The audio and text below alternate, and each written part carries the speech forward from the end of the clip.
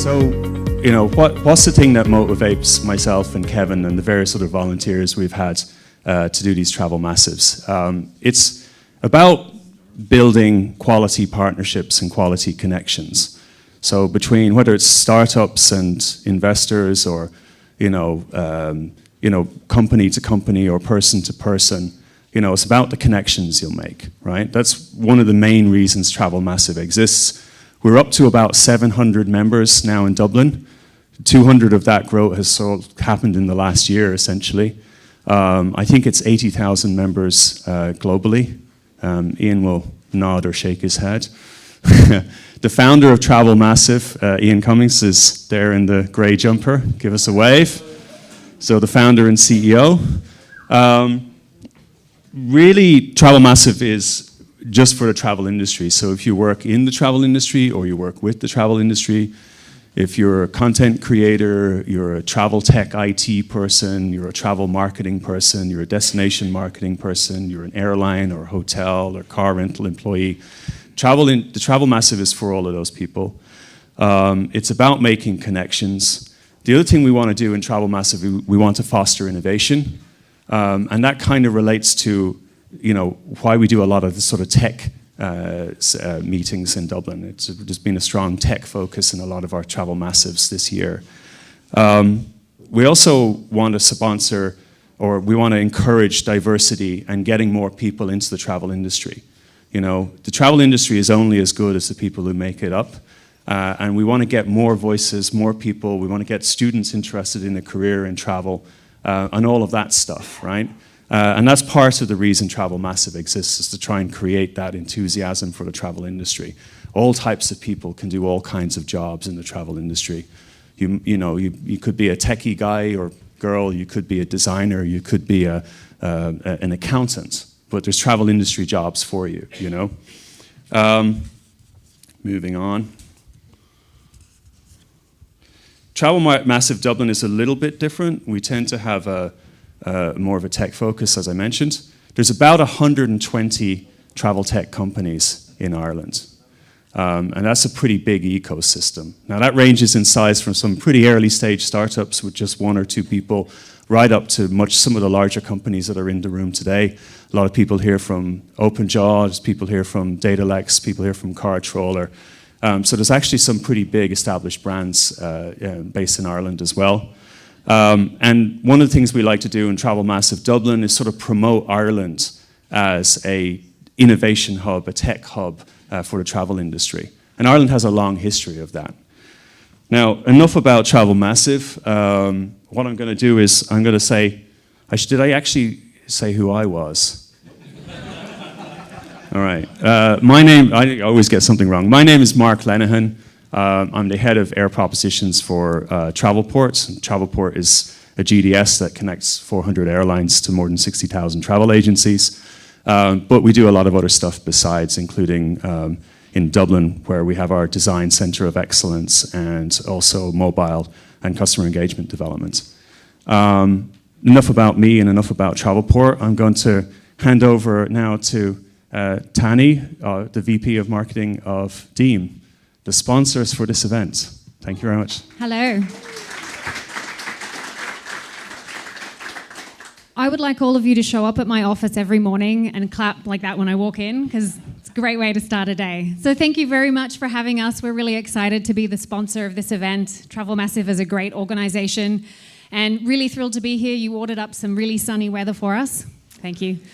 I'm based in California, so this is a bit of a change for me. And I noticed a couple people came in decked in head to toe rain gear, which is really smart. I wish I'd thought of that, but I didn't. Thank you again for coming. I think we've got some great content, but before we get to that, I just want to let you know a little bit about Deem and why we're here and what we're doing. So Deem is a corporate travel management and booking platform. Corporations use us to help their travelers book travel, make it easy for them. How many of you have to book corporate travel using like a mandated program? Okay, so you probably know it. It kind of sucks. It's hard to do. So one of the things that we're really focused on at Deem is making it easier, making it fast, making it mobile.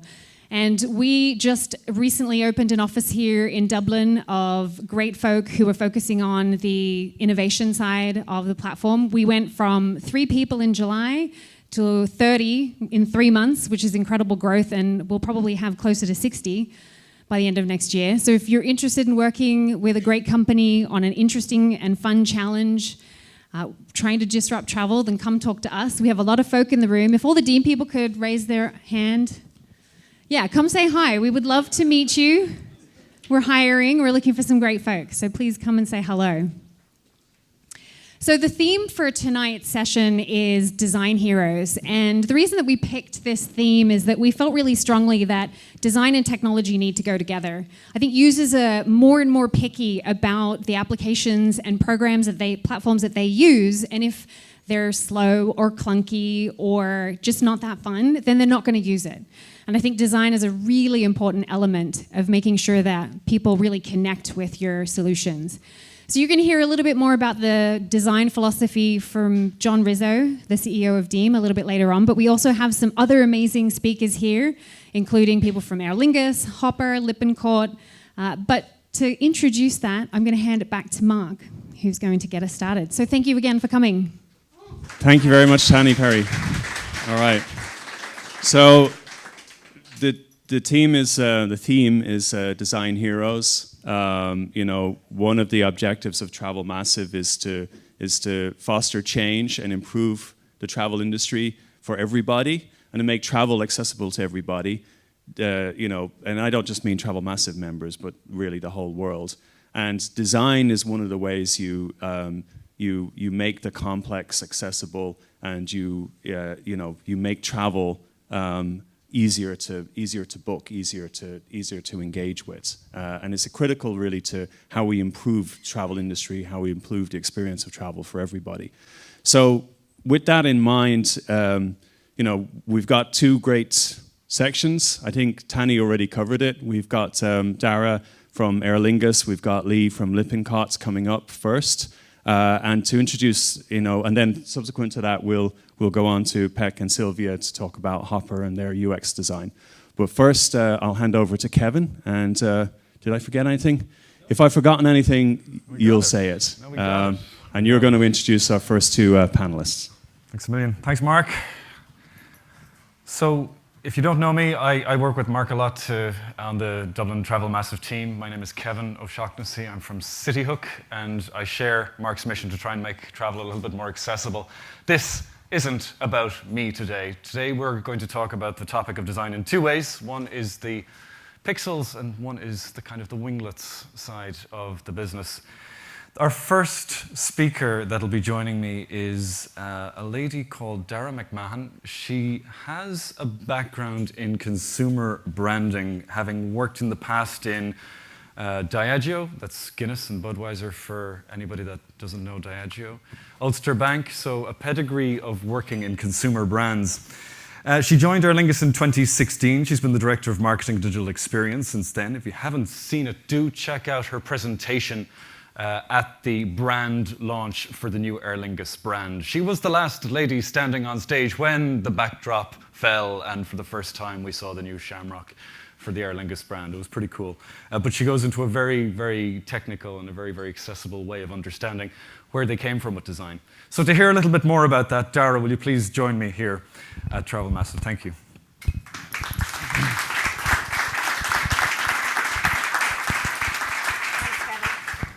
Now, I want to talk a little bit about the design project, kind of the beginnings of it. You must have been just in the door in 2016 when this project started. Can you tell me a little bit about some of the constraints, the environment around the brand, and where you wanted to go with it in the early days? Just bring you back to 2014, where kind of this story began. And if you remember back in 2014, we're just coming out of recession. So the banking had their collapse, which obviously impacted everybody. All different areas were all impacted by that. And so back in 2014, Aer Lingus was a brand that was doing very nicely. We had biggest competitor in Europe in our backyard called the Blue Team. And I think there's a member of the Blue Team here somewhere. And back in 2014, they embarked on a campaign of always getting better. And they did. So we had great scores versus Ryanair over the years in terms of all things being equal, who do you prefer to fly with? And the answer was Aer Lingus. The gap there began to narrow worryingly. And why was that a worry? Obviously, we want people to like us, but because they liked us, we were allowed to charge a bit more of a premium. So, if you're looking to get off this island, you can go with the blue team, you go with the green team. We don't tend to look at sky scanners if you're going to London. That's fine if you're going to Australia or a different continent. But if you're just looking to go to Europe, it's the blue team or the green team is kind of first port of call. And you'll notice that the green team generally is a little bit more expensive. Just might be a £5, might be a £10 or whatever, but there's a kind of a tipping point. But in fairness to Ryanair, they did a super job back in 2014, and we were worried. So I wasn't around, but my colleagues were very worried. So we had to embark on our own programme and really go and look and see how we could differentiate ourselves. So Ryanair had very much established themselves as a low-cost carrier. There were premium carriers in the space as well, but we were kind of squeezed in the middle. And so we had to identify and carve out a place for ourselves in that middle. A place that we carved out is called like a value carrier. So somewhere between low cost and somewhere between. But we had to really describe what that actually meant. So we actually had to be giving you real value for money, better service, etc., wanting you to fly with us rather than the blue team. So a lot of things that happened around that time. We looked into where we were doing badly, and one place we were doing pretty badly was on-time performance. And on-time performance and your net promoter score go hand in hand. You're bad on one, you're bad on the other, and that's not news to anybody in the room who's kind of very close to those sort of metrics. No amount of branding can make up for no amount of branding, just operations. get me there on time and that. So we really improved, not just our scores, we improved our whole operation on the on-time performance. And at the time, Ryanair decided to change their bag policy and allow you have 2 bags down at the boarding gate. So it kind of screwed up their on-time performance because by the time they took all the bags off the people who, you could only fit 90 bags in the overhead bins. So once they were filled, everybody with the 2 bags had to have them put in the load holder and all the rest. So we were able to steal a march on them in that particular area where they'd absolutely owned that area. So when I came in 2016, we had just beaten them every month that year in the DAA scores. So I said, we've got to go public with this. So we went on TV. TV is for a global audience. We had a target audience of 1. Dear Michael. By the way. By the way, have you noticed? And he did. And we know he kicked up hell because tried to say all stuff about our advertising and all the rest. And it's all documented in the newspaper, so it's not like I'm telling you anything out of school. But so other areas that we really improved in, obviously we go transatlantic and we have different competitors on the transatlantic. So our competitors on the transatlantic tend to be those American carriers. Later Norwegian came in and thankfully we saw them off the park pretty quickly. So they came in and we had an answer to what they did. But anyway, the American carriers, what we've quickly found out was our product was far superior, and particularly in the front cabin. It beat them hands down. So we really went on a campaign because our whole growth strategy was in North America. So we really went on a campaign of improving the product up at the front. So we brought in the lie flat seats, really improving the business class offering, improved the menus, improved the wine and food and wine beverage on board, all of that offering. So it was a true experience. So we'd always been known as a kind of a friendly airline, particularly with the diaspora in the States. You cross the threshold and you're home. That's what they always said to us. You don't need to fly the Atlantic. You actually, once you cross the threshold, meet the people in the green uniforms, you're home. So there was something special that we had, and so it was a pretty easy march on us there. So in terms of, we made lots of, as you said, into the operations, lots and lots of improvements to the product, the service. We improved things. We launched Smart Flies, the proposition, in 2015, had a lovely brand ad around it. That was your first project then? No, that actually was. That in fair, I can't claim 2015, came in 2016, so I can't claim that. So, but out of that, so when I joined, everything had kind of been done, except 2 final pieces of the jigsaw. So one was the brand identity hadn't been changed in over 20 years. Now, it wasn't broken. Nobody was saying to me, this needs to be fixed, this is wrong, this looks dreadful. But we knew it was 22 years old and it was probably time to have it fixed. And also then the final piece being the uniform, also 22 years old, one done in 96, one in 98. So they needed addressing. So I came into this value carrier, and the value carrier piece was drummed into me during the interview process, etc., about that we're not premium, we're not this. I said, how am I going to go about persuading them that Nobody's screaming for it, but this needs to be done. So I went in with a business case into Stephen Kavanagh at the time and asked him for a certain amount of money to paint his planes, and he agreed. So I think it was fantastic because he could see that this was something that actually needed addressing. When you started that, though, thinking from a consumer perspective, thinking from a performance perspective, like you mentioned, what was the environment around that change? So we've always had a shamrock on the tail. There's always been a shamrock somewhere in the logo. Was there a temptation ever to take it away? Was there a temptation to put Irish in brackets somewhere on the fuselage again? How big were you thinking back with that redesign? Yeah, well, we were told at the outset there's no sacred cows. However, we weren't foolish, and so we did initially some dipstick research before we launched into the major bit of research. And there were 3 things that were non-negotiable. The name, Aer Lingus, colour green, they wanted to see a colour green somewhere, and the shamrock. The shamrock was touch it at your peril. You can change, you can do it, but it's a part of our identity. Don't mess about with it. So we did lots of messing about with it, and we ended up with where we are today. But yeah, they were the 3 that were non-negotiable. What I Other than love, that, it was an open brief. I'm going to really dive into the shamrock topic in a minute. We're going to be sick of shamrocks in a few minutes, guys. Maybe what I'd like to do is just refer back to your presentation quickly, and then we might get a couple of your slides going behind us here. You had a very, I would say, quantitative, or at least rationalized appreciation of where the brand should be. And you went into great detail with that in your reveal presentation. There were parameters for that. Too much color, too little color. Maybe we could go through that together here. No I'll give you the problem at clicker. I'll take the water off you just to free up a hand. And there we go. You just want to click onto the first slide. It's only, I think I have 3 slides.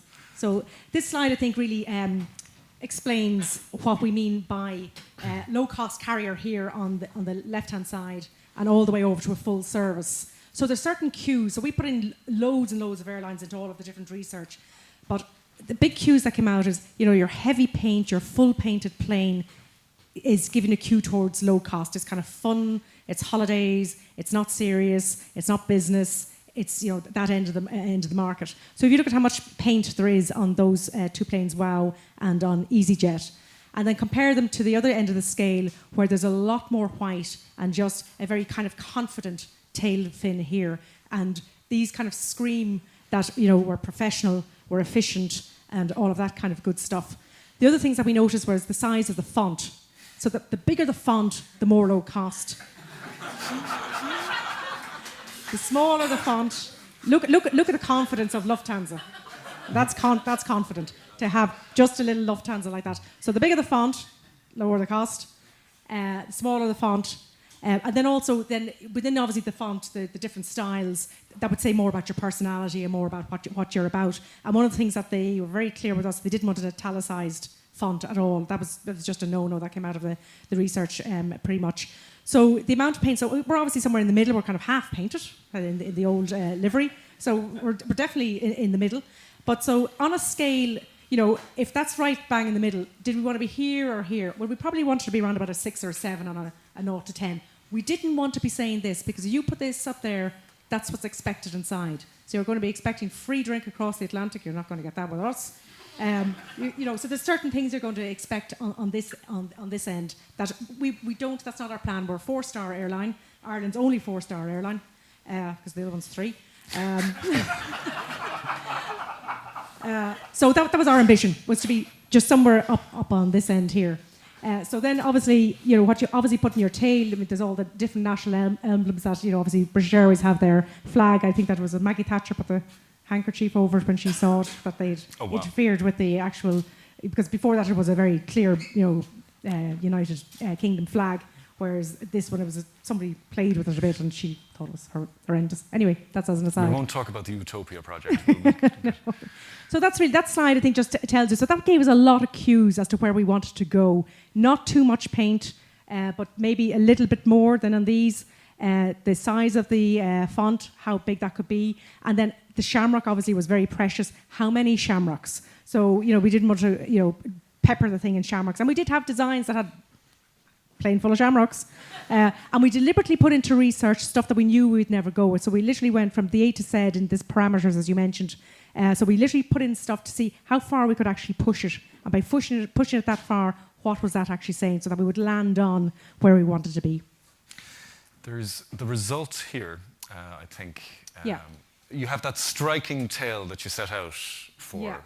And it's basically a white design. And there's very few shamrocks on it, I think. There's probably more shamrocks than you realise, because a few surprise and delight shamrocks actually on it. So what we realised through, if we just had the tail fin in the colour, this was going to be premium. So we needed to bring the tail fin down a little bit, the colour coming down to the plane. And that, no matter where we went, that kind of just denoted this kind of value carrier space, that it wasn't low cost, it wasn't premium, but that it was somewhere in the middle. The teal on its own is quite premium. So we played it off with this little bit of lighter colour. So it's the lighter colour and the darker colour and how they play with each other, how the shamrock pops. And it really does. If you've seen the new aircraft, it really pops. It looks like it's nearly 3D. On the plane. So it's the combination of the two colours. And so when we got right into it, was the lighter colour was all about the warmth and the hospitality, and the other piece was about the efficiency and the professionalism. So it was the marriage of both. So then we went on the engines as well. And then inside here on the A330, which are the winglets I think you mentioned earlier on, when you look out the window and you're over the wing, there's that shamrock that's looking at you. And that's one of the most Instagrammable moments with Aer Lingus, is people thinking, oh, look what I've discovered. The other thing we debated about, would we put a shamrock on the door? So we did put a shamrock on the door because we were quite conscious that it's quite white. It's the threshold. Yeah, so when you're going down that air bridge, at the moment when you go down that air bridge, you see a lot of green in our plane, even just within that door frame. And there's a kind of I'm on the right air bridge type of thing, even though you hopefully know that. But the thing about having it on the door was, it was just another little stamp to say, yes, this is Aer Lingus. So the doors, they don't open like that, they open outwards so that the shamrock will be visible when you come down. At the reveal, you had... Now, eventually Airbus will deliver these colours, but for the reveal, you had to actually go and paint one of the existing aircraft, of course. Yeah, so Airbus were going to bring in the new Neo, which arrived in August of this year, but we launched this in January. So launched it in the hangar. So we had an A330 painted in the hangar and an A320 painted down in Shannon. Now, you snuck that in under cover of darkness so that nobody would see it. Yeah, so that's, you can YouTube that, and so that we really wanted to keep this, top secret. So it literally was painted in the hangar out at Dublin Airport, the A330, and then under the cover of darkness on the night of the 16th, morning of the 17th of January, we brought it into the hangar and brought it behind, and we worked with a local company, Verve, on the actual reveal, and they had this amazing curtain that was so flimsy, and the whole curtain would drop when the big reveal came, and the amount of rehearsals that went into that, because we sort of, when they dropped it the first time, we said, could we see that again? And they said, oh, we're not sure how long it'll take us to put the curtain back up. We dropped it so often in the rehearsal that they had it back in 10 minutes. They were like literally from an hour the first time to 10 minutes. So rehearsal is the name of the game, yeah. You had an interesting story actually about, it seems so beautifully unscientific, but there was a moment when you were trying to figure out, well, how big a font do you actually use on the side of an aircraft? Because, it still has to be readable. It's not a billboard at the same time. Would you tell the story about what happened in Shannon? We were down in Shannon with the A320, and what we wanted was that when you're standing on the ground, you should be able to see standing at a decent distance, the full name Aer Lingus. So if it's too big, part of it disappears over the top of the aircraft. And it didn't matter how many 3D models we looked at or how many different things, until you physically saw it, you were only going to get a true appreciation of what kind of size it could be. So we went down to Shannon, and they had one size on the size that we looked at, and the guy down there said, I think we could probably make it a bit bigger. And I was kind of going, oh, God, I'm here all night.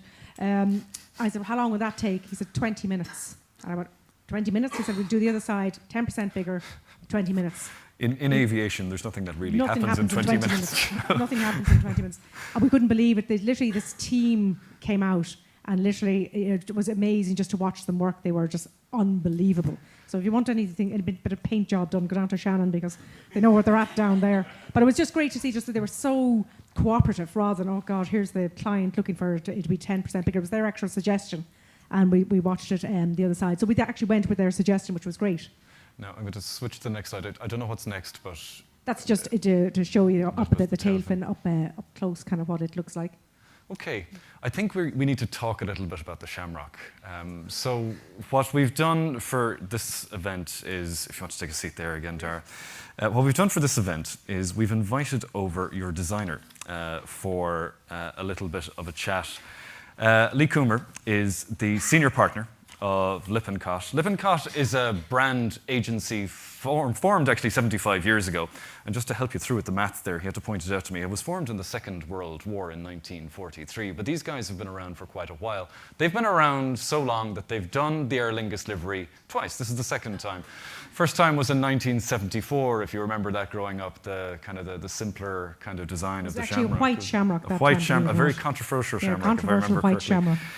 But Lippincott is, a name synonymous with some great aviation brands. They've worked, of course, with Aer Lingus. They've done the rebrand of Southwest, of Delta Airlines, and of Hawaiians. They've got quite a great portfolio. Lee Coomber himself is responsible for that little U that you see on the back of Unilever products, but also household brands like General Electric, IKEA, and others. So, Lee, I'd love to welcome you here to join us on stage. Thank you. Thank you. Let's hope the mic works. Now, Lee, is your microphone working? I think we had one dud, but I think we should be okay. There we go. Is that working? We're back in Excellent. business. Right.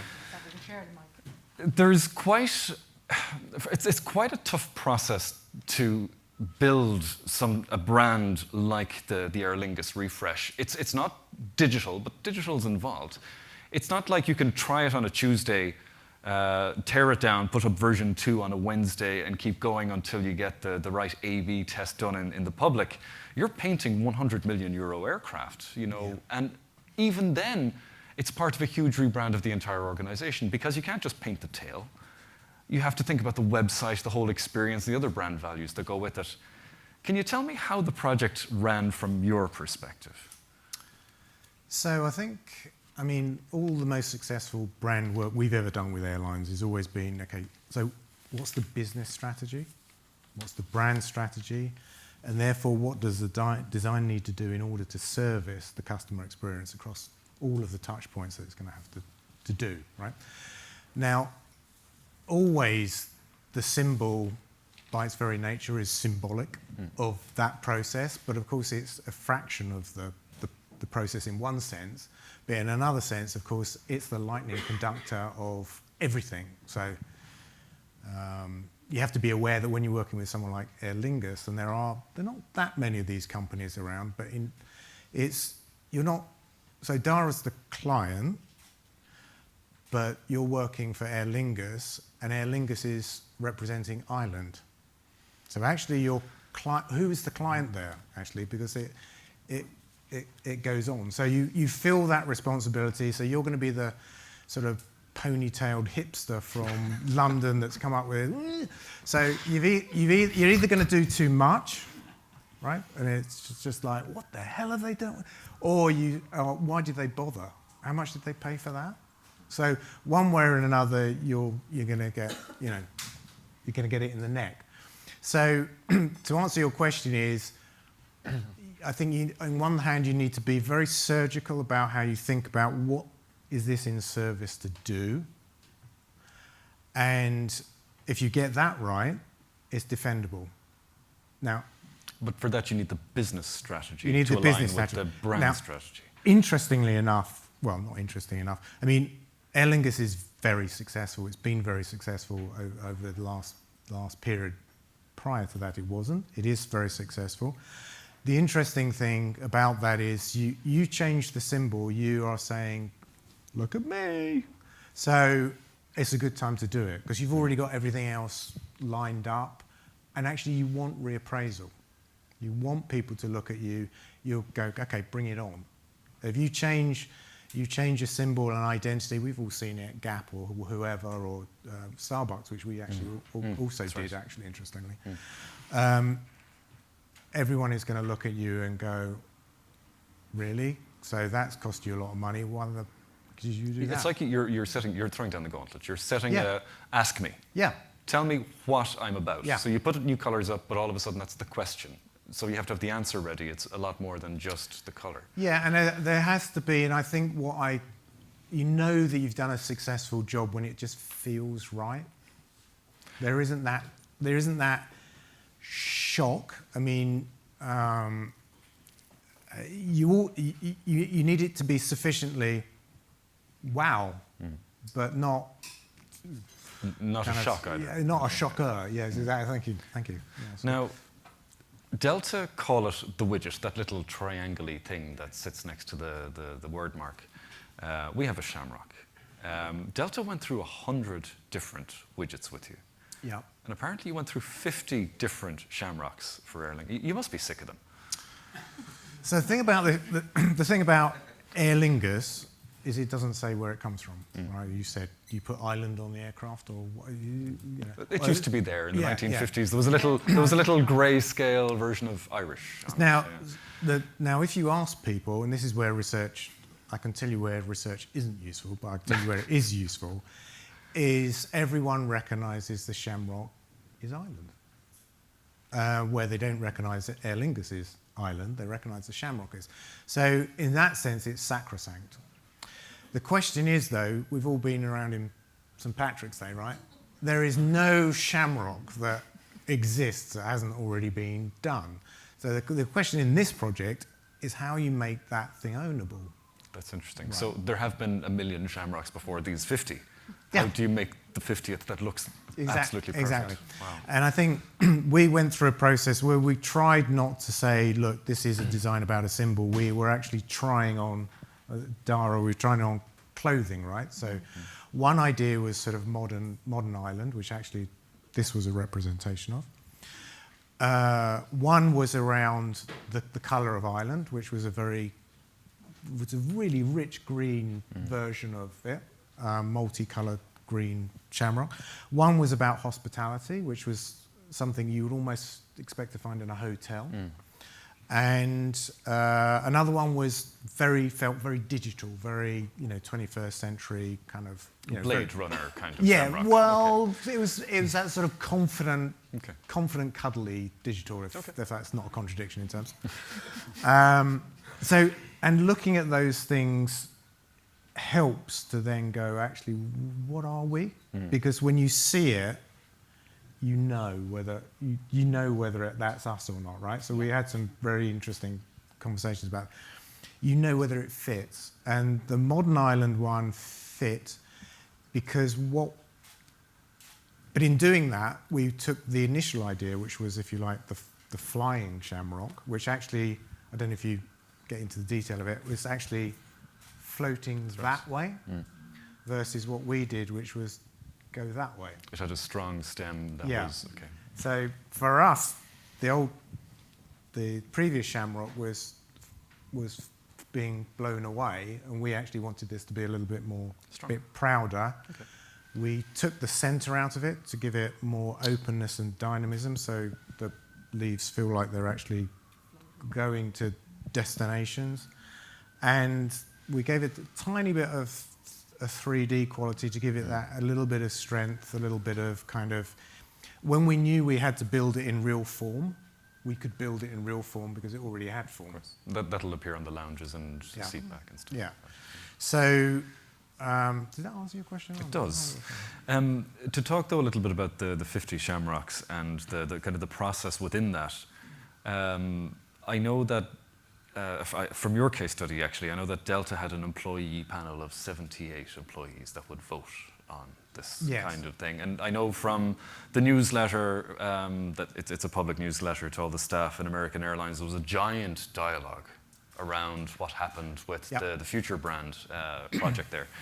What can we keep, can we leave it? The whole thing was put open to public scrutiny within the employees.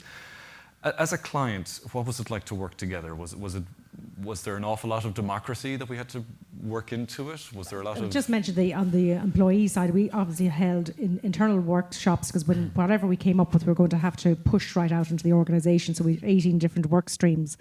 But in terms of getting to where the Shamrock was, we didn't ask the employees because a lot of it. That was it.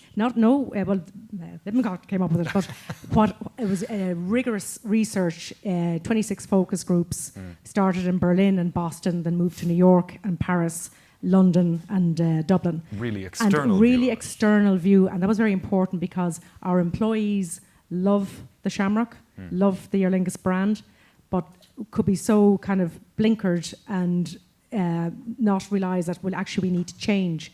So if it had been up to the employees, you wouldn't have changed it at all. Oh, well. Okay. So that they were, because they loved what they had, and it was, again, with a bit of trepidation that we actually went out and did this because it wasn't broken. But it was very important that the Shamrock conveyed modern Ireland, and very much then all of the other aspects of it was about this internationalism. So we didn't want to be an airline that just flew in and out of Ireland. We wanted to be an airline that goes from Boston to Berlin via Dublin, but very much so that we didn't want to over-Irishize it.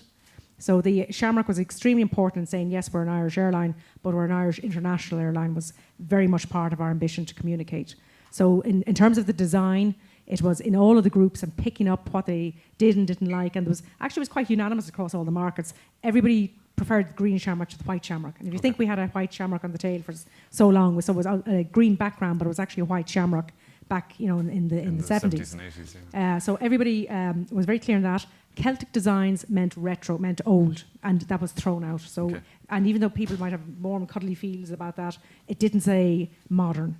So we took very clear views, but it was quite extraordinary that there was such unanimity between all of the markets, between, let me say, Boston, Paris, Berlin, New York, in what they were actually saying. And I suppose one of the things we were very surprised about how literate people were, particularly when it came to discussing fonts. They could discuss them in quite, and mention different font types, etc., etc. And probably because everybody's using PCs and all the rest, they're a lot more literate in that whole sphere. But people have very clear opinions. But thankfully, there was quite a consistency of opinion. The colour teal makes green pop. It's a great backdrop for it. I need to reference Lufthansa for this because I remember in the press they mentioned that they had this phenomenal simplification of their design. Maybe just a refresh, I don't know how to even categorize it, but they took their yellow and blue tail and turned it into a dark navy tail. That didn't work out for them. It was too dark. Well, it didn't work out for them for some other reasons, but what they wanted to do is they very much wanted to convey that they're an efficient, professional, safe, all of that type of airline, and take out the kind of call it the sunshine yellow, and kind of fun and hospitality. So they took that out deliberately to say, here's really what we're about. The problem that they ran into is the navy that they chose was so dark that when it came to, it was actually in Moscow where it was discovered, it looked black. So we're not alien to grey skies like Moscow as well. That's why we need a poppy Shamrock. Did you have that challenge, or how did you address that during the... Yeah, so I think part of the reason for having teal was because the thing about green is that it's not a colour that asserts itself. So we needed to create a background that would help it. So the old livery, if you look at it, and again, this is interesting from research, is a lot of people thought that was military because it was green across the top, and actually only military aircrafts do that, don't they? Because why, they're camouflaged.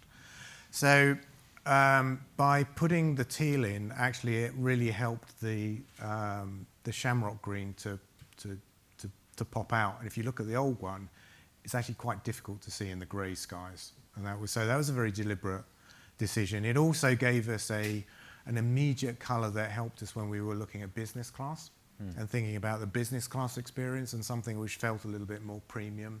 Gave us a natural background without having to go to white or something that we didn't own. So a lot of these decisions, in a sense, become self-selecting, but you need to get yourself in the right space to think about that in that way, because actually it's quite a big change to move away from the current mid-green that they have, sort of the turquoisey kind of green that they have. Lee, I want to ask you, just from your own perspective, you ran the project with Brendan in New York, but from your own perspective as a designer on this, how do you control emotion on this? Because design ultimately starts that dialogue. People love it or hate it, or we grow to love it, or we evolve, we grow with our interpretation of the brand. But at the beginning and at the end, there's emotion in there. Yeah. You talk about how you work with that as a designer. So I remember way back, I was in a boardroom, I was 27, I was presenting something for TDG, which is It was a juggler, and there was 25 MDs around there, and they kind of were a bit reluctant about the whole thing, but they would go with the juggler, but they didn't want it to have an eye in it. And I was like, well, how can it juggle if it hasn't got an eye? I mean, it can't see anything. So I actually got really emotional, because I started welling up, kind of thing. Bless his heart, the chairman, Sir Clive Duncan, said, "Okay, Lee, I can see you're a wee bit upset about that. I'll give you a week, you come back, you prove me right." And he did, and I did. But that taught me that you kind of need that slightly samurai spirit where you keep it under control, because if you don't, that could have gone very badly wrong. And it could have flipped the opposite. So there are many things which really, really piss me off, but that's not okay to let that interfere with getting the right answer. At the same time, you can't be too surgical. No, because at the end of the day, brands are successful if they make an emotional connection. And they will only make an emotional connection if you put some emotion in it, right? So, and we actually have research now which proves that. You know, how many designers are in the room? Right, so form and function, right? So that's what it's going to do, how it's going to look.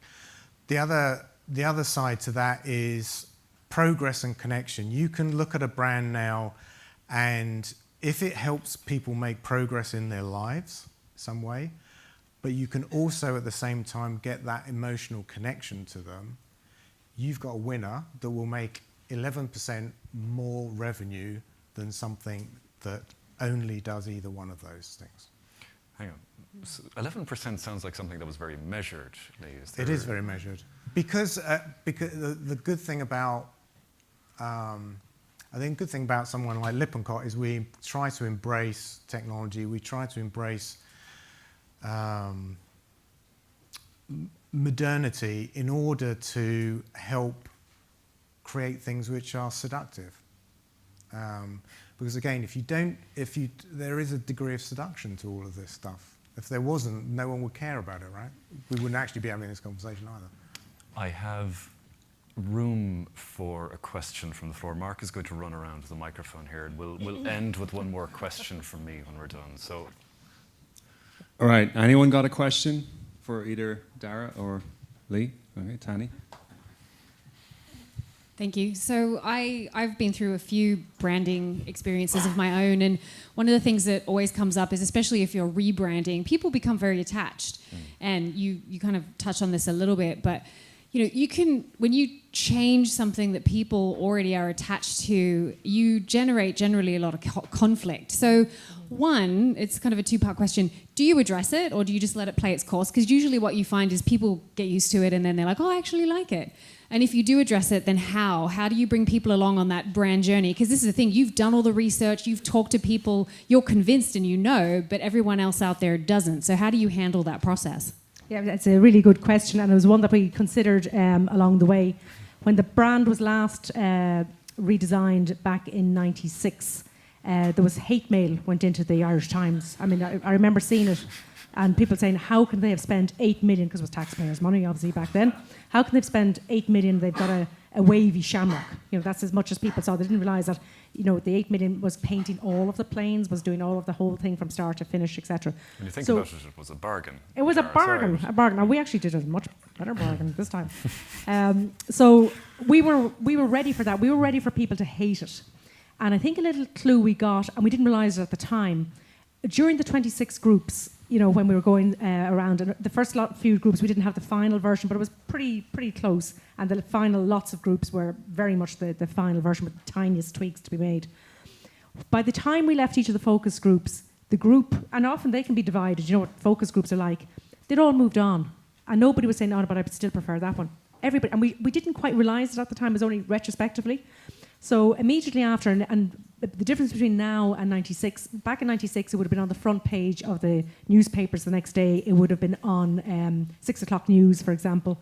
But this was live streamed, and even if it hadn't been live streamed, with social media, it would have been out there. As soon as that curtain dropped, it was out there. So we were prepared for that, and we were prepared for the backlash. But we kind of said, well, let's see what the mood of the nation is. And the positivity that came in, we couldn't believe it. Was that there has to be. Where are the negatives? Are they afraid to speak up? Or are they maybe just staying quiet or whatever? And they didn't. And to this day now, the people who said, actually, I wasn't too sure about it, didn't voice it, but I love it now. So it's just been an extraordinary one, because it wasn't what we were expecting. We were expecting at least 50% of people to say, you didn't need to do that, and we love the old one, and why did you touch it? So we were waiting for it, but thankfully it just didn't happen. I actually think we also, in a sense, we amplified what was already there. The shamrock. It was a leaf. We turned it into a symbol, gave it a symbolism. We gave it more prominence with the colour, and we celebrate it throughout the sort of visual system. So I think, in a sense, if you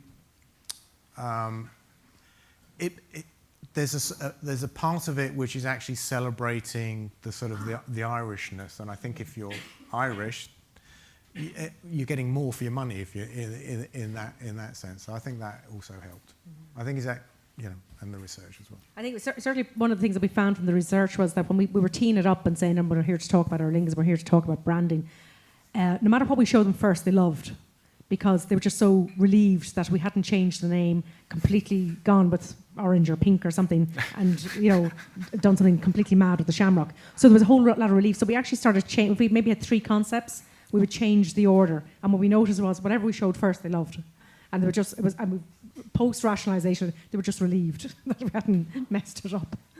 Yeah. All right, I've got a couple of other questions queued up, if that's okay. If I can go to you first, Paul. We have time for 2 quick ones, Mark. Dara, there's kind of an aspect of timing, and when you launched a brand in January, we're in December nearly.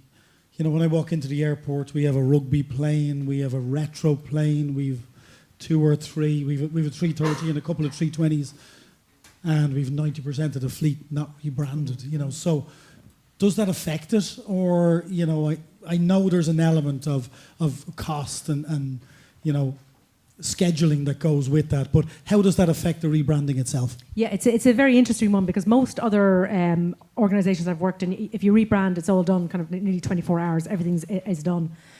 We rebranded, so on day 1 we had literally 2 aircraft, but we had the whole customer journey through T2 was all in the new livery, and just in things that were maybe a challenge back in '96, like having to change all the posters. Everything's digital, so it's a flick of a switch. You have everything ready to go. The website, which was a bit more of a challenge than I realised, because I didn't realise what went behind, what doesn't talk to what behind the scenes on You're the in a room full of people that know what you're talking about. So when I said to Fergal O'Connell, who was head of our digital, and that the website will be ready day 1, he said, what? So, it was ready on day 1, which was fantastic. We deliberately just didn't switch on the booking piece for about 2 or 3 hours in case everything fell over. As these digital people tell me that you have to put things into hypercare and all this sort of stuff. But in aviation, there's a tolerance around the aircraft, because people realise you can't ground the whole fleet. It takes 14 days to paint an A330, 8 days to paint an A320. You do that across your entire fleet all at once, and you've grounded it, and you know what? We haven't made any money. So what we did was we brought forward some of the painting schedule into Q1. So by the end of that quarter, we had the 1 A330, 4 A320s, and the CityJet aircraft were painted fairly immediately. And then the plan for the rest of the summer. So obviously nothing happened during the summer, nothing stopping for 8 days or 14 days. Now there's a lot going to happen, and there'll be a lot happening in Q1 of next year. So for most airlines, it's about 5 or 6 years before they get the total lot painted, and they'll do it on the BAU basis of, regulatory reasons. You have to actually paint the aircraft every 6 years or whatever. But we'll have it done by mid-21. So we actually have a huge amount done in Q1 of next year. That's which quite is aggressive. fantastic. I think I remember you saying instead of being 6 or 7 years for what would be a normal airline, you guys are doing it in an incredibly short amount of time. 2021 is a huge goal. Yeah. It's quite incredible. I think we have one more question. One last question and from then the I have audience. closing. Yeah. Special audience member here. Thank you. Quick question. How long is the brand designed to last? Is that part of your process? Is that strategic? How long is it going to be around for? I mean, it's interesting because it used to be that identities used to last 20, 25 years. If you look at most of the sort of new incumbents, sort of from the sort of 90s, and we're talking mainly about sort of digital famous people that you would know, actually it's about 7. Now, with an airline, you'd expect it to last longer than that. You would want it to last longer. It was 7 years. You probably haven't finished changing the one, you know. So you'd expect it to last a lot longer than that. So I would imagine that you're hoping to get sort of at least 15, 20 years out of what's being done. I certainly didn't commit in the business case as to how long it would last. But yeah, you're right. I mean, brands are tweaked and changed much quicker now. There's just kind of that, understanding or belief that they should change because modern is modern all the time. So when I went back to the last brief, back in '96 for the rebrand, it was all about modern Ireland. And so what they came up with at the time was a reflection of modern Ireland. But you know what?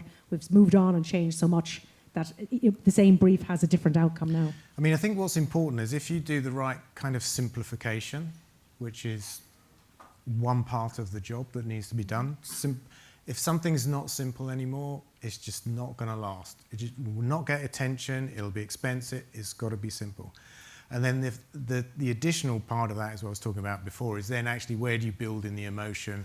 And often now you're doing that through the customer experience in one way or another. We talked about lots of treats for people in the middle seat and ways to actually make your brand, refresh your brand, which doesn't mean you need to change your identity, right? It simply becomes working together as part of that. It just amplifies everything. And making sure that customer's experience is always evolving. You're always helping to make people make progress in their lives. We have time for one last quip from both of you. Dara, what was the reaction? It's been nearly a year since. What's been the reaction? And Lee, then, I'm not going to ask what would you have done differently, but did you learn anything from this? Well, first, the reaction, I mean, I couldn't get over, just to your question, I couldn't get over how universally accepted it was. And if you were to troll Twitter or anything now, you don't really, there's nothing negative that we've had, and we're deliberately looking for it. There are professional cranks that still like it. There are professional cranks, and I suppose the aviation geeks, they knew when the A320 was rolling out of Shannon, and we flew it out over the Aran Islands to get some fabulous footage, and it was a nice day and all of that, which was great. And when it landed in Dublin Airport, the lights flashing from the geeks all around the perimeter of the airport was just, that was like a round of applause. And that was the appreciation from them. There's a special road down the length of the runway where you can do your plane spotting. I'm sure Trevor was there, or are you, Trevor? And Lee, what is your close to this? Is the opening one, is the sense of responsibility you have when you work with a brand like Aer Lingus. It's not yours to go in and kind of do your thing. This isn't defining you, it's you're working with it. Exactly, and the stuff is there, you just need to curate it in a way that makes it work with what the business wants to do. And I think if you do that well, I mean, there are some companies you do need to go in and go, ha, you need this. But that's not what this was about. And that would have been so wrong. So wrong. And it was, to be honest, it's a bit cheesy, but it's a real privilege to work on it. Well, guys, in fairness to you both, you've pulled off, I think, a great job. And Dara, in respect to Steve Jobs, who's no longer with us, I don't think he could have kept it as quiet as you did for as long as you did. So fair play on that. Ladies and gentlemen, thank you. Thank you, Dara. Thank you, Lee. Thank you very much. While we're sorting out the mics for the second segment, I'm going to... Well, we're pretty much ready to go. Ready to go. Well, we have a quick word with John all the same. Have a quick little back and forth. This is the next segment. What we'll do is we'll have a quick word from John Rizzo, if he's there and ready. See, we planned this so that we might be shuffling microphones and getting ourselves drinks and God knows what between the two segments. We thought we'd have to change scenery or God knows what. But John, go ahead and get drinks. We have a couple of minutes. I wanted to ask, I mean, You've come to Deem from Intel and from Apple, where you've done, from just a few minutes we've had together talking about them, you've done incredibly hard things.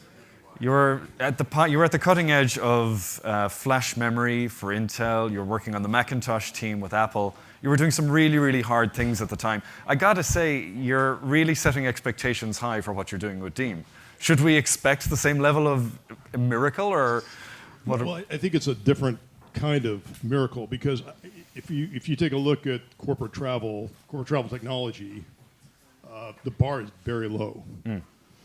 And so it's pretty easy to be audaciously transformative because you don't have a lot going against you. When you create a market like flash memory, or you create a market like the Macintosh, you've got You're trying to educate the market at the same time. The bar is high. The market doesn't exist, right? And so creating a market where it doesn't exist is much harder than going after a market that's enormous, that's technologically underserved. So it's a different problem to solve, but it's still a challenge, right? When I left Intel to go to Apple, Andy Grove, who was the CEO of Intel at the time, said to me, "You should not go to Apple." I told you the story last night at dinner. "You should not go to Apple because the only computer operating system that will ever be in a personal computer is MS-DOS." Right? So this is the head of a $1 billion company, right? So the challenge with Macintosh was challenging, but I think from our perspective, Deem has got a tremendous opportunity ahead of us because the market's big, the technology's morbid, there's plenty of opportunity, and we just have to go out and get it. And we have to not be afraid to go get it. So with that in mind, there's something quite old and crufty there. It's a huge market. You're a challenger brand within it. What are the plans for, you've set up a team here in Dublin. What are your plans around that? Well, first it starts, I think, with the notion that you can build an incredible company that's disruptive. We have a great product. And it all starts with a great product, and it starts with a great technology. So we're over-investing on the technology side. We started officially in Dublin mid-July. We now have 20 people on board in our office. There'll be 7 more on board in the next couple of weeks. We're now looking for another office to move into because we're out of space. Wow. So it's a massive investment in technology. And the kind of people that we're looking for are those that are not afraid of breaking some glass and changing the status quo. So our attitude is, let's just go disrupt it, and we don't get confused by the facts. We just go do it. Is that why you set up in Dublin? Because we're all such troublemakers. It is, right? Yeah, exactly. And I'm really happy to be in a modern country because you have electricity that works.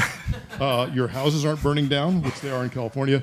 But I just can't find enough Guinness. That's the only complaint that I'm doing my best, John, while you're here. Guinness is under-distributed. But no, I think with respect to Ireland, the key for us being here is, first of all, in Dublin, a tremendous amount of, as you all know, you're all here for this, technology startups in travel. So that's incredibly powerful. Startup companies are the kind of companies that we want to attract, because even though we're now a part of a $26 billion company, we consider ourselves to be a startup. So startup talent. And people in startups think very differently, and they want to disrupt, they want to change. They don't ask for permission, they ask for forgiveness, and those are the kind of people that we want. Secondly, and Tawny warned me not to talk about Boris Johnson or Donald Trump, but the immigration attitude in Ireland is completely different than it is in the United States. And so we can attract people in this country from all over the world. We can't even bring people from Canada into our offices in North America or in the United States because of immigration policy. So there's a welcoming to diversity, and our company is built on diversity. And our point of view is that you get better ideas with more diversity, and so that plays right into it. And finally, obviously, the government's very helpful here, and Dublin has become a very vibrant tech hub, which is great. So that would make you, myself and Mark keep an index of this, but that would make you probably the newest travel tech company in Dublin. Probably, yeah. I would think so, yeah. John, welcome to Dublin, and long may you last. Thanks a million. Thank you so much. Cheers.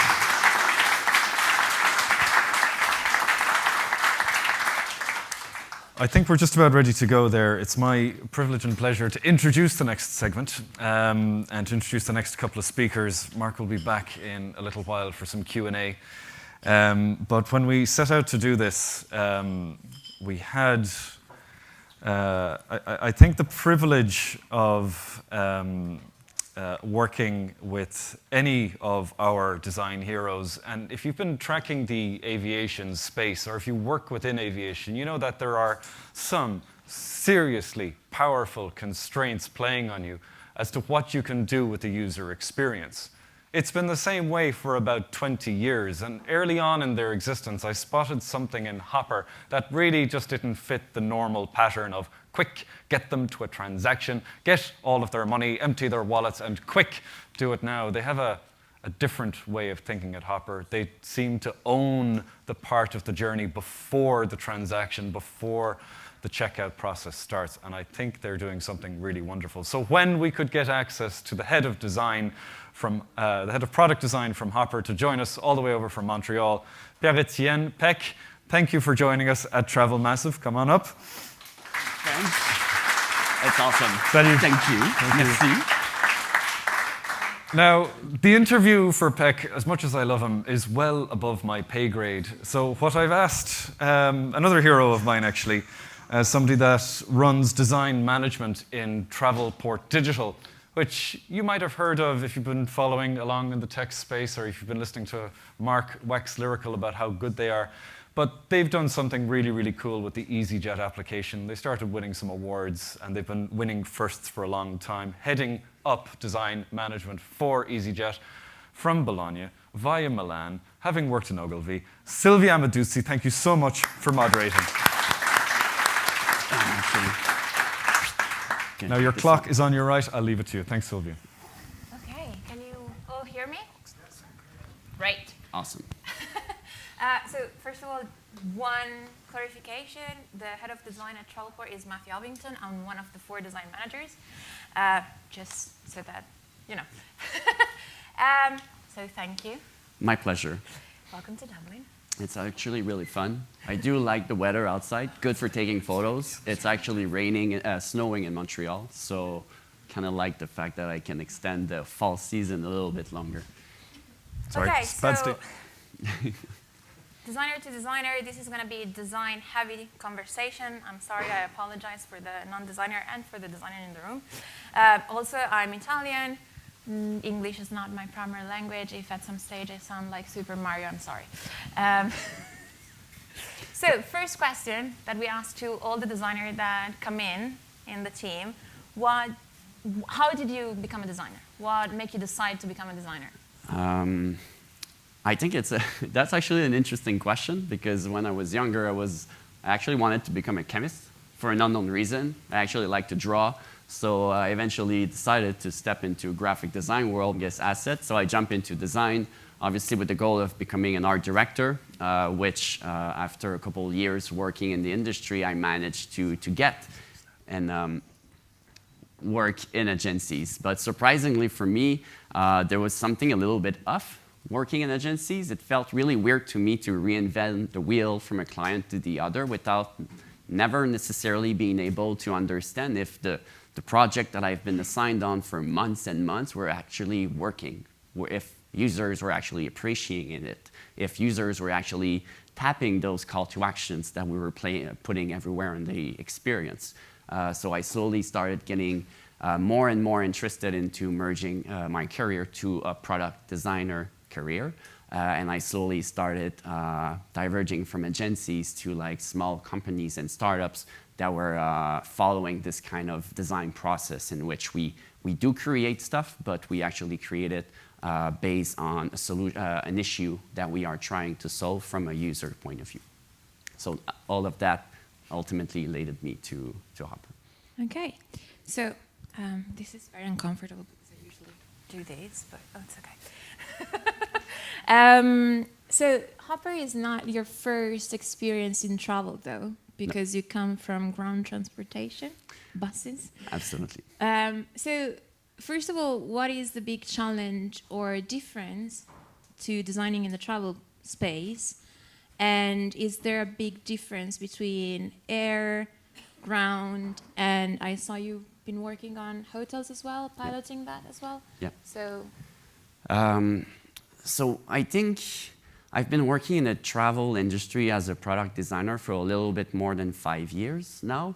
It's actually interesting because earlier in my career, when we were selling bus tickets at BusBud, it's basically a bus OTA in which users can come to us and we basically do the the same thing as the kayak and sky scanners of the world do on the airline side, in which we basically offer users a bunch of alternatives, a bunch of bus companies that are covering a certain route. So it's interesting because users normally comes to a travel product with a clear intent in their mind. They normally want to use a product like this that will allow them to engage what they actually, to get to what they actually really want to do. So whether it's like seeing some family members traveling for fun, hitting the beach and so on, like they come to us with a clear intent, and designing in that context is actually extremely interesting because you gotta facilitate this and you gotta serve that purpose as fast as you can. Not necessarily as fast, but as simple as you can. So on the bus industry, earlier in my, at my previous job, we had to support an interesting user experience on 4 different platforms. So ultimately on Android devices, on iOS devices, on mobile web, and on desktop web. So we were a small team. It's really interesting because you gotta properly create the user experience on each platform. And obviously this is something that became a little bit more interesting at Hopper, as we only have 2 platforms to support, which allows us to really refine the user experience and make sure that we expose users to what they want to get, which is ultimately reaching that destination and enjoying the moment they are seeking. But in Hopper, you occupy a different space because we're travel, and I see it on EasyJet, is very task-oriented, so they land there when they know where they want to go, when they want to go, and what price they want. Yeah. You're actually taking care of another bit. Can you tell me, how did you get there? Yeah, so well, we have some core screens of the app behind me. I think what made Hopper interesting from a user experience point of view is that we understood at some point that collecting data and surfacing that data to users were actually answering one of their core issues they had with figuring out what is the right price, when is the right time to buy. So you can assign this to anxiety, and our prediction engine and all the intelligent architecture, intelligent information that we are AI. I'm actually better at saying just AI than the real word. So all the AI that we inject in the app is allowing us to create that journey and help users understand when is the right time to buy for them. So ultimately reduce anxiety, and it's allowing them to come to Hopper with a clear intent in mind, which is to get to know when am I gonna move forward and like select my flight and go into a booking funnel. Ultimately, this is bringing us to a really unique environment in which obviously is mobile only, that will ultimately allow us to see users not on a session basis, but on a journey basis. We have users coming to us more than 4 months ahead of their destination, ahead of their departure date. So it's really fun because we record the intent of travel much more earlier, and we are able to communicate with them and clearly inform them about what is the at what time should they move forward and proceed to booking their travel. So I have to read this because one of the things that is core to your product is a very sort of cohesive experience that you offer. And when I was looking around a little bit of digital stalking on Hopper and design, I stumbled across something that I think it's very, very important for every design team, that are the design principles. And I found this article from 2017, where you had as design principles: human, inclusive, helpful, simple, immediately valuable, consistent and efficient, and proven. Yep. Now, it's almost 3 years from that article. Did you revisit those values? Are those still relevant at the moment, and how do you use them in your daily job? I mean, those principles are there to maintain a certain quality in our product. So so when it comes to designing, there's something extremely important for me. It's important for me that we embrace design as a company. Like, this design culture is extremely relevant and important. And if we educate our colleagues on what is good design, on how do you create a delightful user experience, you are able to empower everyone to have the same mindset, which will then help, for example, engineers to make smart decisions that are also embracing what is designing at Hopper. So we, by following those principles, which are still mostly all accurate from now on, it allows us to set some baseline on which every member of every colleagues and every people working at Hopper can follow, embrace, and apply in their own field of expertise. So obviously, those ones are design related, but we also have data science related principles, as obviously data is a huge part of our success and probably the foundation of what Hopper is for our user and for us as well. Yesterday we were having a chat just to meet each other, and you were talking about empowering designers as well to make the right decision, so that you don't have to micromanage everyone. And you also have work with remote, and you have like sort of a protocol for workshops and all of that. So can you tell everyone a little bit around that?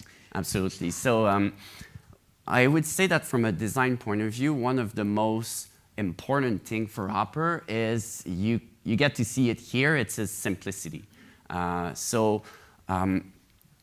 We want to avoid cognitive load. We want to avoid making screens look like a pizza where you just drop all the ingredients on the screen and you expect users. Pizza works. I know, but it's a good metaphor for me. I kind of like it. But you see, like, so you don't like carefully put the ingredient at the right place. You put them on a pizza. And ultimately, we want to see it that way. It's a funny way. I kind of like it.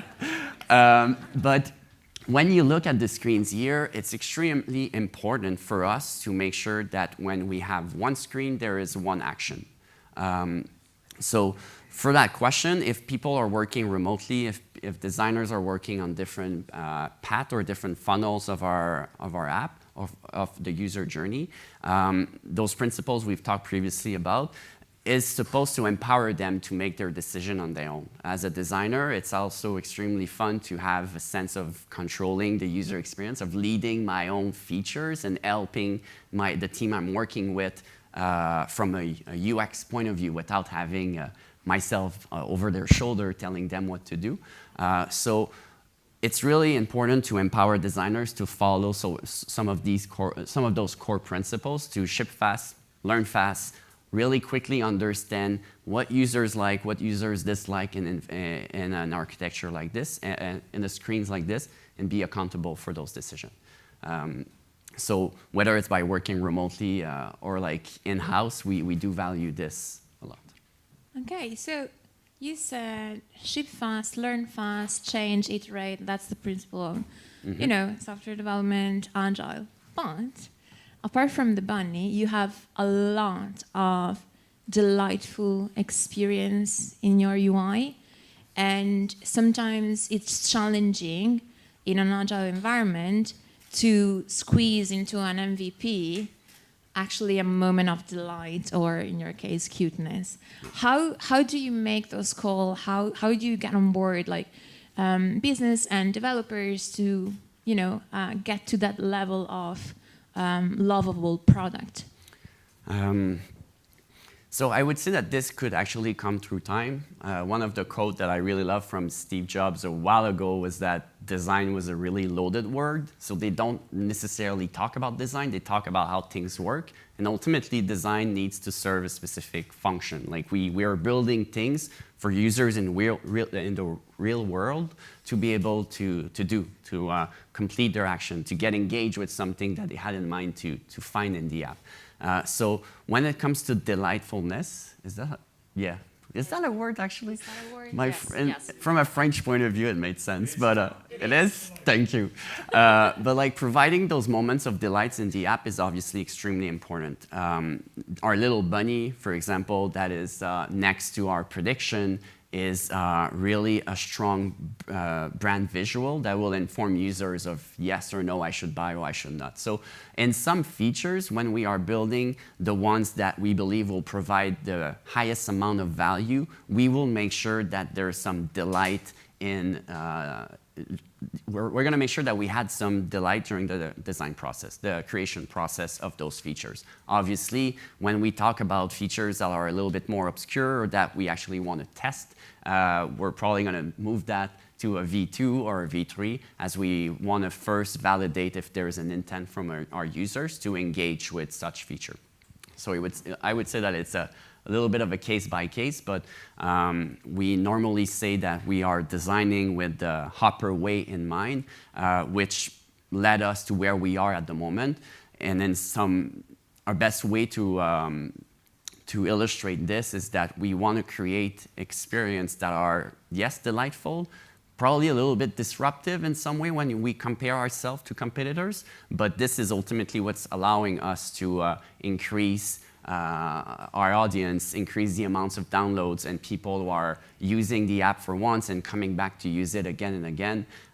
The bunnies are something good for this, the amount of white space we put on the screens as well.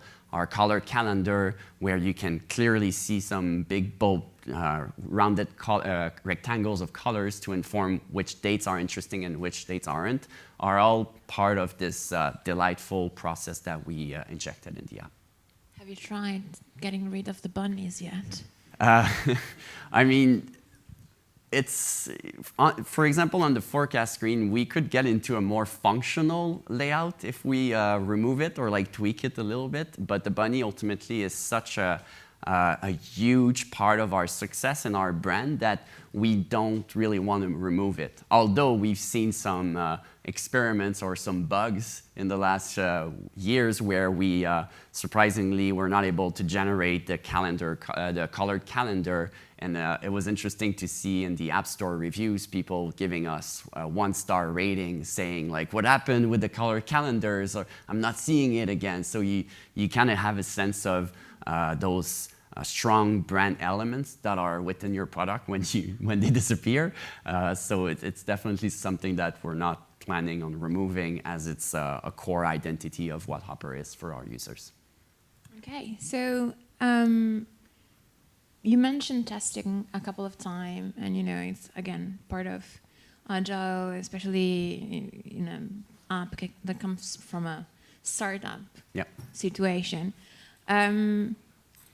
Mobile, at least in my experience, has a certain level of complexity around user testing, because users in lab, they're not in the same mindset as they are when they're actually trying to spend their money, and sometimes it's big amount of money, so there's an anxiety there.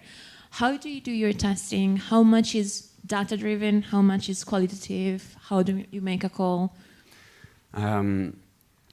So we do user test everything. Obviously, there are some tools, even though we're building an app, there are some tools like Framer and Flinto that's allowing us to recreate the app by basically faking it. So we are able, within lab sessions, to hand over a device and let user engage with it to collect their qualitative feedback.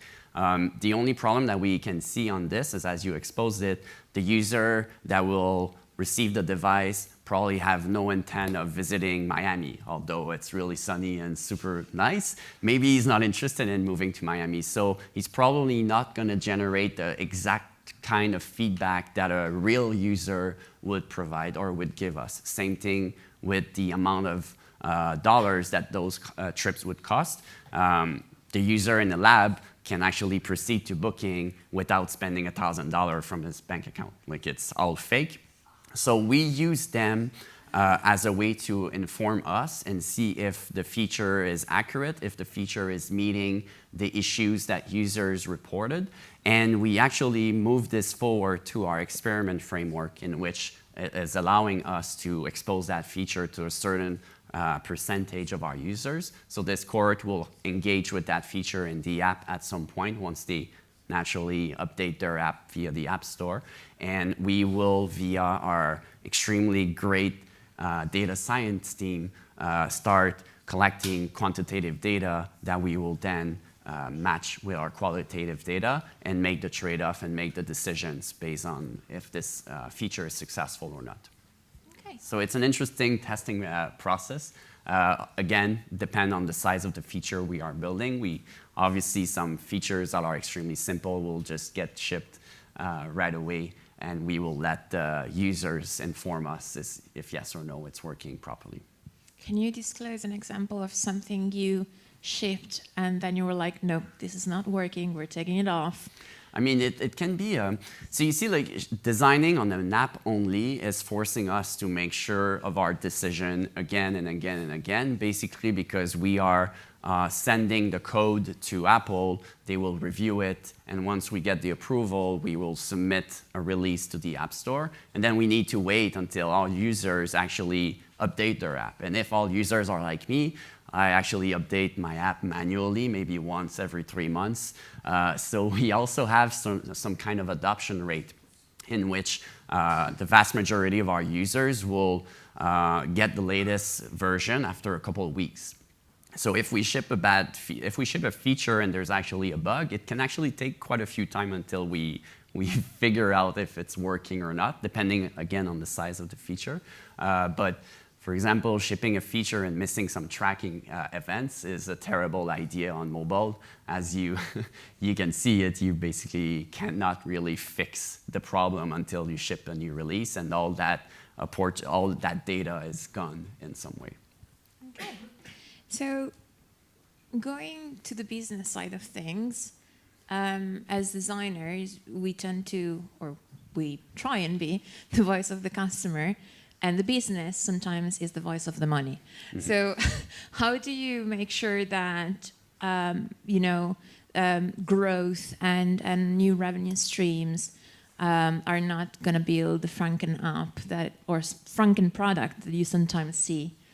I think Hopper was created, like the founders of Hopper are extremely design oriented. They have a really great eye for good design. So it's really, for us, I think it's a privilege to have the opportunity to work with a leadership team that embrace this design thinking process. So when ideas are coming from a business point of view, we do, through the help of our data science team, we're able to understand if yes or no this is a feature that users are requesting.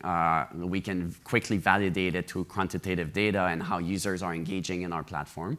So we will take those features, and even if they are driven by a revenue perspective, the foundation of Hopper is built on good design, simplicity, clear information, lots of white space, lots of branding elements, and so on. So even if a feature is based on a revenue point of view, we will make sure that the experience is relevant to the user.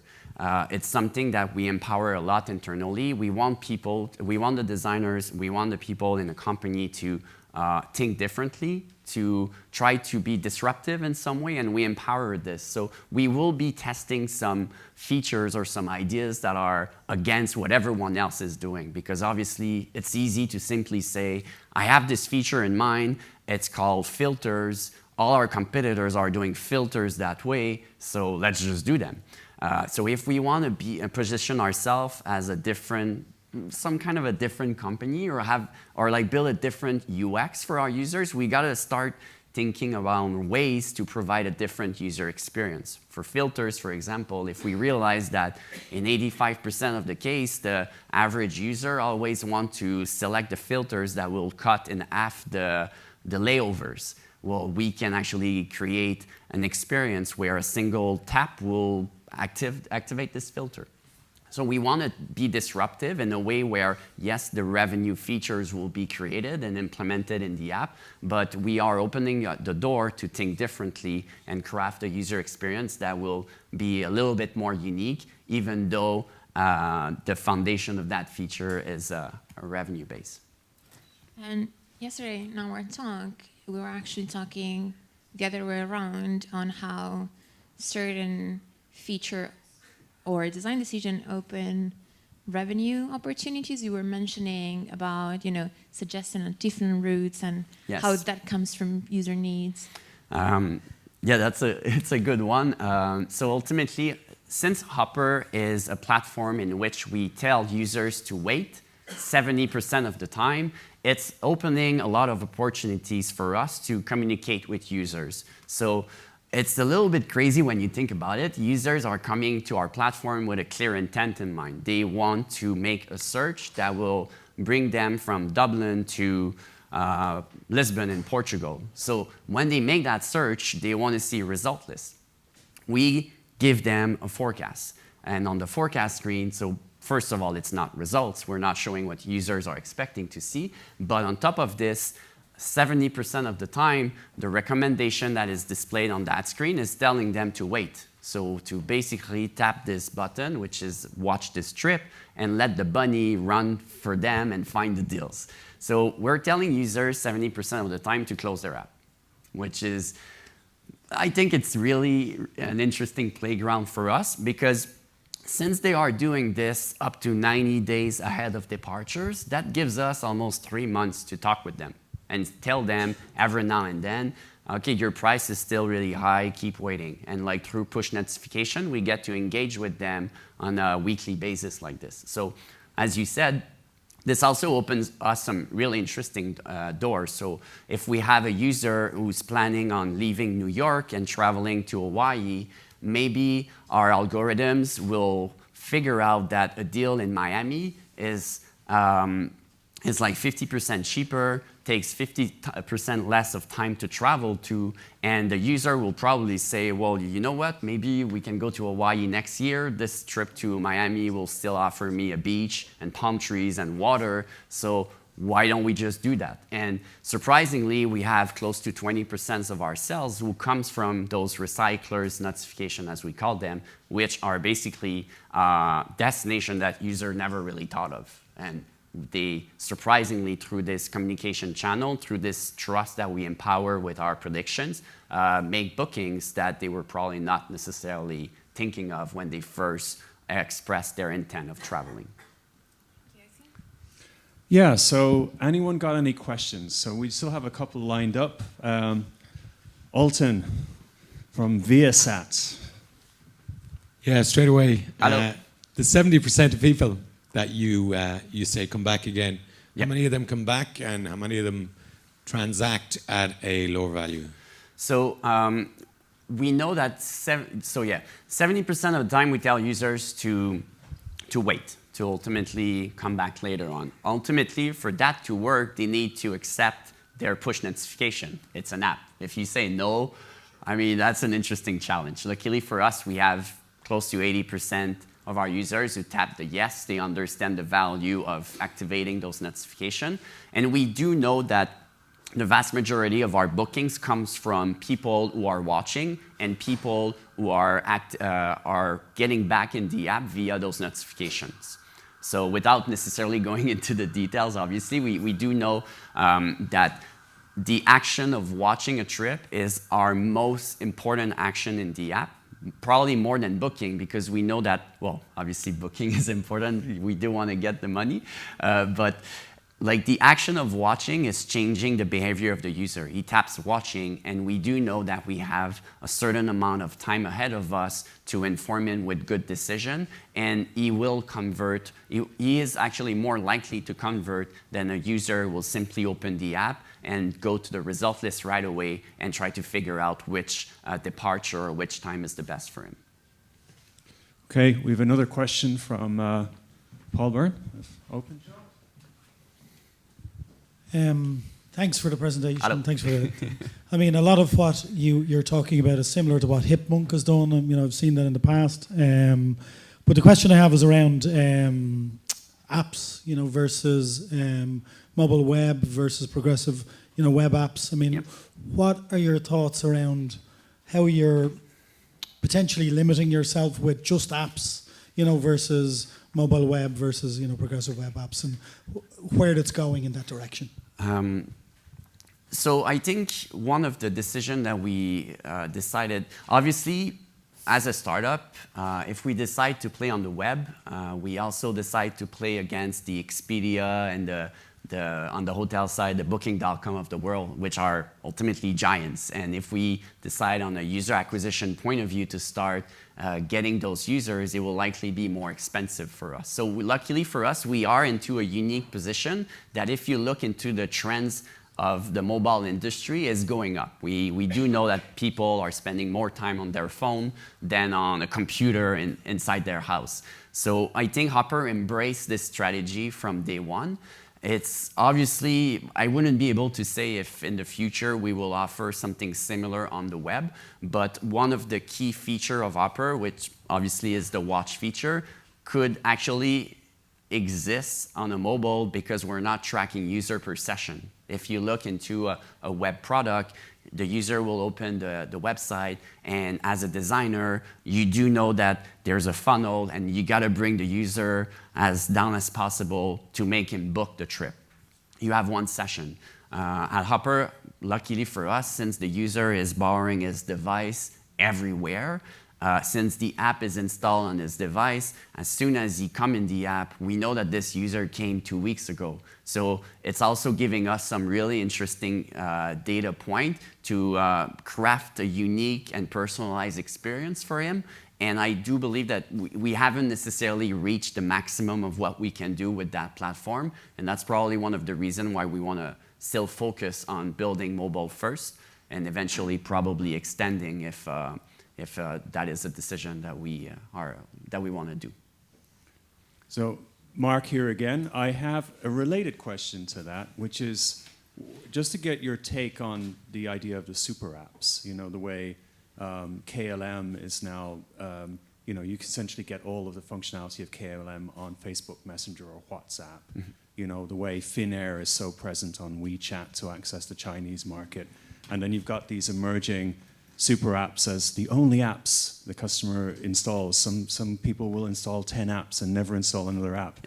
You know, is that like an opportunity or a threat? What do you think the future holds for that kind of idea? I mean, it's interesting that you bring that up because our CEO is often talking about this. We do have on our testing device in Montreal some apps that are all that are obviously apps that I cannot read because I sadly only read Spanish, English, and French. But I think there's something extremely interesting here. The Asian market is way ahead of us on that side. It's not something that we necessarily see in Europe or North America, at least to like a percentage of adoption where a lot of people are using them.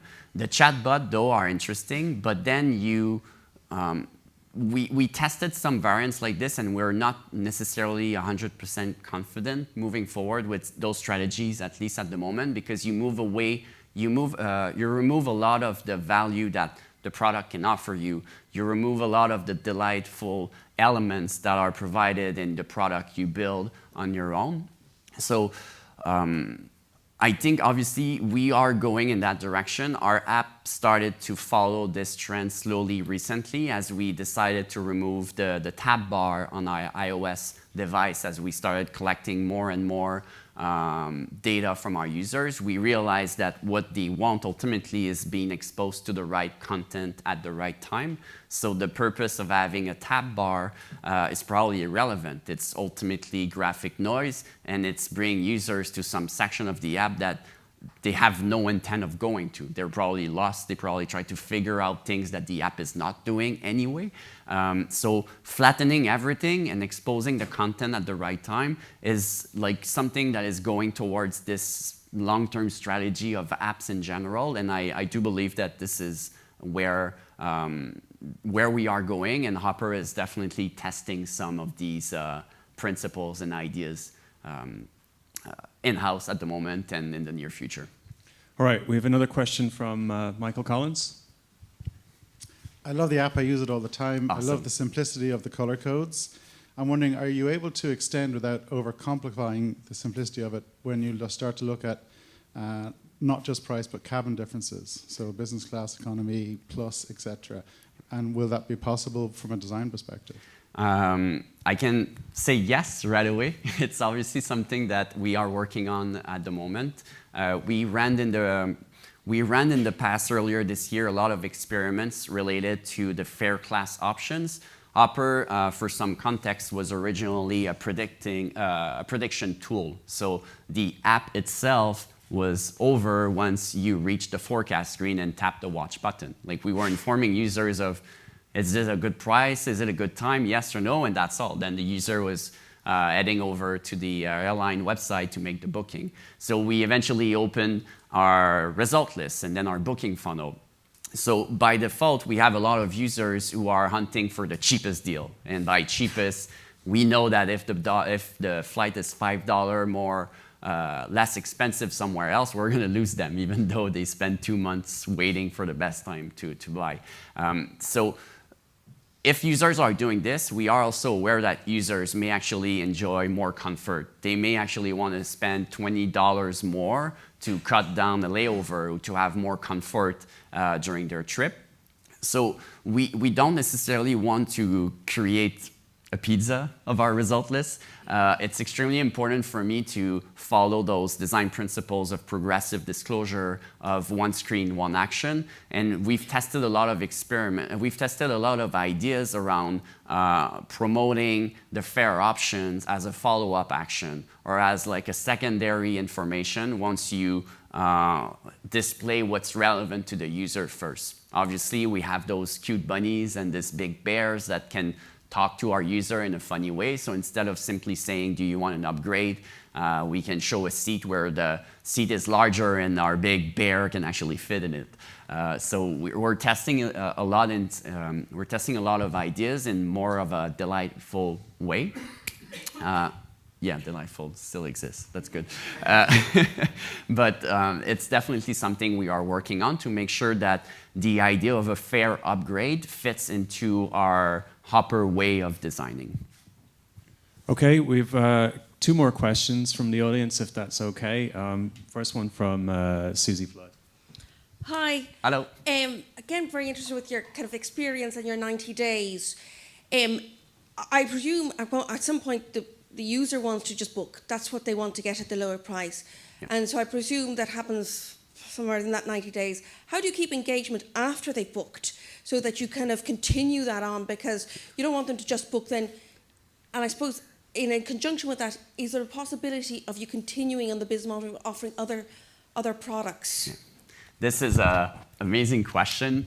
Obviously, since we are still a small team, the company itself has more than 300 employees. When I started, we were, I don't remember, we were not a lot. So we scale a lot, but the product team itself is still fairly small. So a lot of our focus was put onto the flight experience until a year and a half ago when we opened hotels as well. So we have flights and hotels, which obviously allowed us in the user post-booking journey to engage with another product, which is one thing.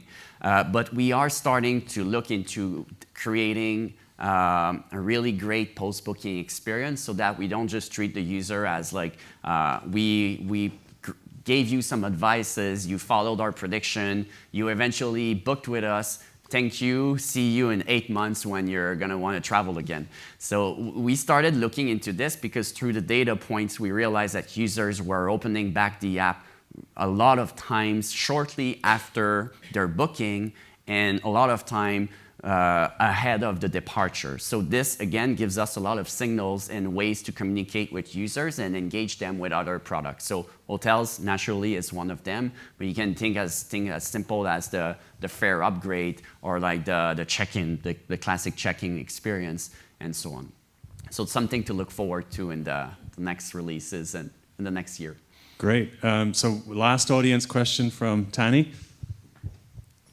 So when we were talking earlier yesterday, you mentioned that you have a fairly narrow demographic. You focus on, I think it's like the 20 to 40 range, which is surprising that you go so narrow. So do you make specific design decisions around that particular demographic, or do you think of it more, high level where it's like, these are just good design principles? I'm curious to know if there are very specific design challenges with that demographic. So I think this demographic arrived with Hopper while we were basically a tool hunting for the cheapest price. So the app evolved through time with this cohort of user, and we're starting to see the challenges of scaling and like diversifying ourselves to accommodate more types of different users, we do like to think that we're not necessarily looking at personas, but rather trip personas. People have different trip ideas in a year. I could travel with my girlfriend for a weekend, but in 2 months later, I could decide to go with 4 of my best friends in Las Vegas. So those principles are there to encompass the experience in the app and not necessarily the type of user precisely. The type of user will use the app for its prediction. Naturally, it's simplicity because it's simple to book. You can book a trip in probably 2 taps and 1 swipe. So the principles are there for the experience we are creating and the product itself. And the demographic is ultimately what allowed us to arrive here where we are at the moment, but we are looking to expand this to a wider range of people, as obviously we know that fare options are relevant. We do know also that the fare upgrades are relevant. The possibility of traveling with a close group and selecting their seats is important as well. So I think naturally the first mission of Hopper brought us the cohorts or the audience of users that we have at the moment. But as they are evolving with us, we're starting to see other opportunities to expand this. I hope this answered the question properly. Okay, so to finish, yes. Quick round. Window or aisle? Aisle all the time. Really important. Backpack or trolley? Trolley. I'm getting probably old. I don't want to say older, but I've been a huge backpack fan, but trolley. Hotel or Airbnb or camping? I don't know. Hotel. Okay. Last Netflix binge? Top Boy. Okay. Still trying to get used to the English accent, but I love it. I would love to speak with that accent. Anyway. Most used app? Surprisingly, it's well, for testing purposes, Hopper, Slack, Google Calendar. It's not that original, and Instagram. I'm really sorry, I don't have like a really unique app to say. Lastly, what is the best advice you have ever received? I would say that there's probably a combination of some advices, but don't overcomplicate things. Choose your battle, and in doubt, just ship it. Be biased for action, and if you fail, at least you can understand why and like step up and like continue iterating. I'm a big fan of being able to, like, the best way of validating something is not to overthink it, it's to ship some version of it to understand if that thing would work or not. So ship fast, learn fast. If you fail, learn, start again. That's probably one of the best advice, and I keep saying it to designers all the time when they're in doubt. Okay, thank you. All right, thank you very much. Thank you. Pierre-Etienne, Silvia. All right, which one of these is live? Okay, we're good. Yeah, thank you very much, Silvia and Peck. Pierre-Etienne? Pierre-Etienne. Yeah. I go by Peck, it's my initials. Much simpler to say than Pierre-Etienne. Thank you, Peck. My pleasure. All right, so we're going to wrap up now, right? We'll have a few minutes. There's still little cakes and snacks up there, assuming Ian hasn't eaten them all. We've still got beers. There's time to meet a few people in the audience. We're not really going to do the whole open mic thing that we do at a lot of the TravelMassives, because this was a pretty crowded schedule. At the TravelMassive Christmas event, which we'll pick a date and we'll announce that in the next few days, we absolutely will do some kind of open mic for the startups or the consultants or the content creators in the room to stand up and introduce themselves. So I want to make some thank yous. I really wanted to thank Evan. Where is Evan? And the staff of Huckletree for really making us welcome here. It's a great venue. We've seen upstairs, we've seen downstairs. So thank you very much to the staff of Huckletree. How about we give them a round of applause?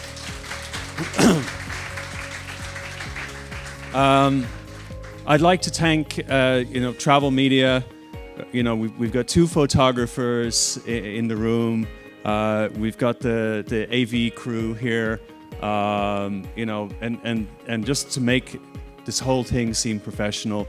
We're also, you know, despite my best efforts to make it seem casual, we're gonna have videos, we're gonna have podcasts published, and, you know, a photo library. If anyone doesn't want to feature in photographs, please let me know or talk to one of the two photographers, and you can be excluded from that. That's not a problem. Now, I wanted to also thank you know, the organizers. I didn't really organize this event.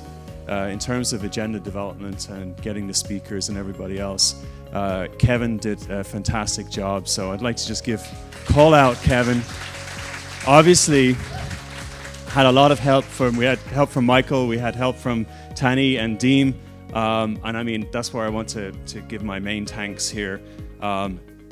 Really grateful to Deem. I'm obviously grateful to John for choosing Ireland to grow the diversity of his international team and bring in that creative sort of tech talent that we have in Dublin. And I'd really like to also thank Deem for sponsoring this event.